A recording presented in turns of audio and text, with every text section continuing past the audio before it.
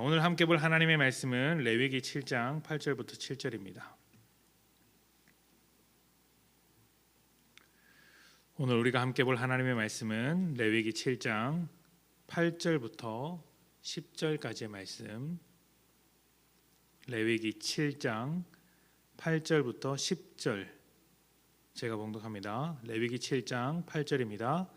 사람을 위하여 번제를 드리는 제사장 곧 그 제사장은 그 드린 번제물의 가죽을 자기가 가질 것이며 화덕에 구운 소제물과 냄비에나 철판에서 만든 소제물은 모두 그 드린 제사장에게로 돌아갈 것이니 소제물은 기름 섞은 것이나 마른 것이나 모두 아론의 모든 자손이 균등하게 분배할 것이니라.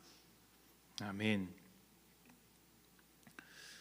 모세오경 중에 레위기나 신명기와 같은 말씀은 이스라엘이 광야에서 받은 말씀입니다. 하나님께서 이 말씀을 주신 이유는 이제 곧 들어갈 가나안 땅의 토착 종교로부터 이스라엘을 보호하고 또 하나님 앞에서 죄를 짓지 않도록 하기 위한 것이었습니다. 그리고 이스라엘 백성들은 하나님의 말씀을 지켜감으로써 하나님의 축복을 누릴 수 있도록 해주는 것이었죠. 이 말씀을 받고 나서 가나안 땅에 들어가게 되었을 때 사람들은 그 땅을 분배받았습니다. 그리고 그 분배받은 땅에서 농사를 지으며 정착했습니다. 그곳에서 농사를 지으며 정착했다는 것은 하나님께서 비를 내려주시고 그들을 보살펴 주신다는 의미죠. 하나님께서 그렇게 해주시겠다고 약속했기 때문에 살아갈 수 있는 것입니다. 그런데 이때 레위인들은 다른 지파처럼 땅을 받지 않았습니다. 땅을 분배받지 않고 백성들 중에 살면서 작은 성읍 하나를 받아서 그곳에 모여 살았던 것으로 보입니다. 어제 짧게 말씀드렸지만 레위인들은 이스라엘의 영적 문제를 책임지는 자들이었기 때문에 농사를 하는 것보다 제사와 율법을 가르치는 일에 초점을 두고 백성들 중에 살도록 했던 것이죠. 자, 그렇다면 이들은 어떻게 생계를 유지했을까요?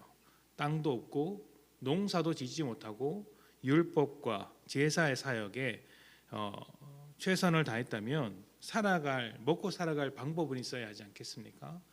그렇게 아무것도 가지지 못한 자들이 먹고 살 수 있는 유일한 방법은 이스라엘 백성들이 내는 11조였습니다. 그 11조로 생계를 유지했던 것이죠. 그 당시에 냈던 11조는 어려운 이웃을 돕기 위해서 보관해 두었고 또 동시에 레위인과 제사장의 삶을 책임지는 재정으로 사용되었습니다. 그러니까 그 사회를 유지시키는 자원이자 그들의 어떤 영적 상태를 책임지는 제사장들을 먹이는 재정으로 사용되었던 것이죠. 지금 우리가 하는 11조의 기능과 거의 동일하다고 보시면 되겠습니다. 우리 역시 교회 안에서의 모든 헌금은 사역을 위해서 또 사역자들이 살아가는데 또 이웃들을 위해서 나눠 쓰고 있죠. 또 여기에 더해서 제사를 드린 후에 남은 재물, 남았다기보다는 제사를 드리고 나서 그 재물을 제사장 및 레위인들이 가져가도록 분배했습니다. 재물을 말씀에 따라 적당히 배분해서 나눠 가진 뒤에 그것으로 또 먹고 살게 한 것이죠.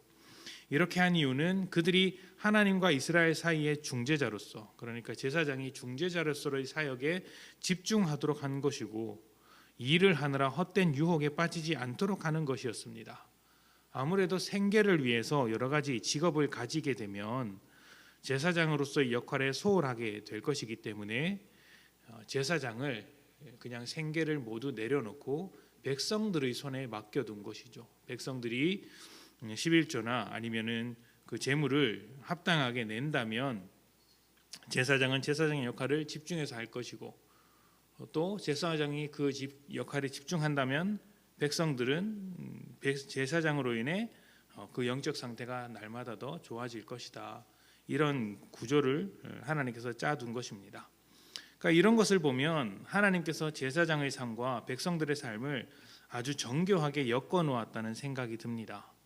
백성들이 하나님과의 관계를 소중하게 여긴다면 제사장의 삶을 더욱 책임지려고 할 것이고 덕분에 제사장은 한눈 팔지 않고 자기의 사명을 완수하게 될 것입니다.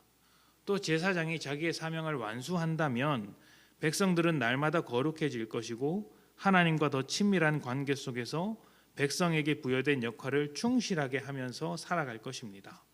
그러니까 백성과 제사장이 하나님의 뜻대로 살면 잘 맞물린 톱니바퀴처럼 서로를 책임지고 의지하는 관계가 되는 것이죠. 그런데 그 반대가 되면 어떻게 될까요?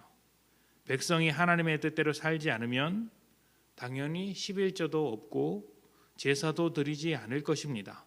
그러면 그것에 의지해야 하는 제사장은 살아가기 위해 또 다른 일에 눈을 돌리게 됩니다. 다른 직업을 갖거나 최악의 경우엔 제사장이라는 위치를 사용해서 돈을 벌려고 할 것입니다. 그렇게 된다면 백성들에게도 또 백성들의 영적 상태도 점점 더 나빠지게 되겠죠. 악영향을 미치게 될 것입니다. 성경에서 그런 일이 일어났는가 생각해 보면 사사기에서 그런 일들을 볼 수 있었습니다.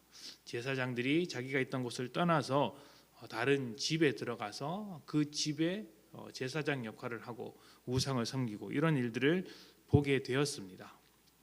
제사장이 자기의 사명을 무시하고 백성들의 영적 상태를 돌보지 않는다면 백성들은 하나님의 뜻대로 살지 않을 것이고, 그렇다면 제사장 또한 그 삶이 점점 어려워지겠죠. 먹고 사는 문제가 해결되지 않으니까요. 결국에는 하나님과 백성과 제사장의 관계가 각자 따로 살아가는 관계가 될 것이고 혼란에 빠지게 될 것입니다. 이런 최악의 상황은 가나안 땅에 살게 하신 하나님의 뜻과는 전혀 맞지가 않죠. 하나님의 축복을 누릴 수 없는 삶이라고 할 수 있습니다. 저는 이렇게 백성과 제사장이 얽혀 있는 이 삶이 똑같다고 할 수는 없지만 지금 현대의 교회 안에서도 목회자와 성도의 관계에서도 볼 수 있다고 생각합니다. 똑같지는 않지만 이런 얽매임이 성도와 목회자 사이에 있다는 것이죠. 목회자는 교회로부터 사례를 받습니다. 왜 받겠습니까? 한눈 팔지 말고 먹고 사는 일에 걱정하지 말고 성도들을 돌보며 그들의 영적 상태를 점검하고 인도하라는 것이죠. 그러니까 다른 것 하지 말고 말씀을 연구하고 기도하고 성도들의 상황을 보살피라는 것입니다. 그러면 성도는 어떻게 해야 합니까? 목회자로부터 그런 영적 상태의 도움을 받아서 하나님과 더 친밀하게 되면 그것을 감사하며 더욱 성장하기 위해서 하나님의 뜻을 더 이루기 위해서 하나님과 가까이 살고 또 교회와 목회자의 삶을 책임지는 것이죠. 아무도 이 책임감에서 벗어날 수는 없습니다. 하나님께서 구조적으로 못을 박아 두었다라고 할 수 있겠죠. 목회자가 먼저냐, 성도가 먼저냐, 목회자가 은혜를 끼치는 것이 먼저냐, 성도가 책임을 다하는 것이 먼저냐, 이것을 따질 필요는 없습니다. 각자가 서로 최선을 다하는 것이죠. 그렇게 될 때 교회 안에는 은혜의 선순환이 일어날 것이고, 그렇지 않다면 서로 책임지지 않는 죄의 악순환이 이루어질 것입니다. 우리 교회는 어떤 교회가 되어야 할까요? 은혜의 선순환이 일어나는 교회가 되어야 할까요? 아니면 죄의 악순환이 일어나는 교회가 되어야 할까요? 은혜의 선순환이 일어날 수 있도록 각자 있는 곳에서 역할과 책임을 다하셨으면 좋겠습니다. 그 역할을 피하지 않으셨으면 좋겠어요. 저도 목회자로서 이 역할에 최선을 다할 것이고 여러분도 여러분이 부르신 그 자리에서 교회 안에서 혹은 또 목회자를 바라볼 때 생각나는 것들이 있다면, 마음 주시는 것들이 있다면 최선을 다하십시오. 그렇게 되면 이 교회가 하나님께서 만드신 구조 안에서, 또 이 공동체가 하나님께서 만드신 구조 안에서 은혜가 일어나게 될 것이고 또 각자의 삶 가운데 하나님을 새롭게 만나는 일들이 일어나게 될 것입니다. 우리는 서로 따로 신앙생활을 하는 사람들이 아닙니다.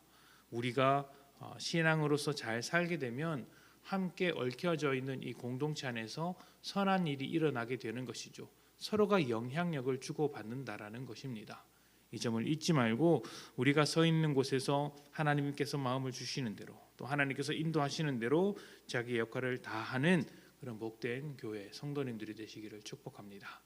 함께 기도합시다.